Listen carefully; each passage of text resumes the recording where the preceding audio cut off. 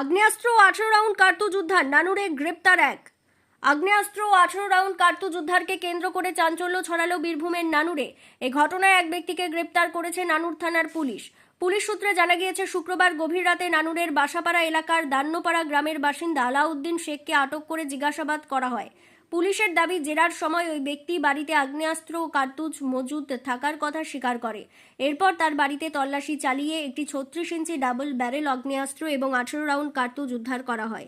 ঘটনাস্থল থেকেই আলাউদ্দিন শেখকে গ্রেপ্তার করা হয়। পুলিশ জানিয়েছে, স্বতঃপ্রণোদিতভাবে অস্ত্র আইনে একটি মামলা রুজু করা হয়েছে। উদ্ধার হওয়া আগ্নেয়াস্ত্রের উৎস কিভাবে তা অভিযুক্তের কাছে পৌঁছলো এবং এর সঙ্গে অন্য কোনো অপরাধ চক্রের যোগ রয়েছে কিনা তা খতিয়ে দেখছেন তদন্তকারীরা।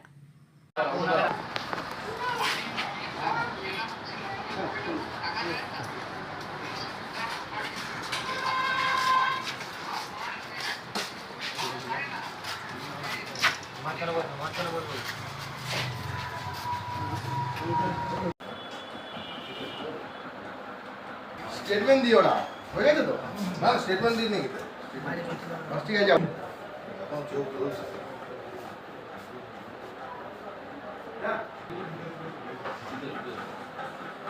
নিয়ে যাও।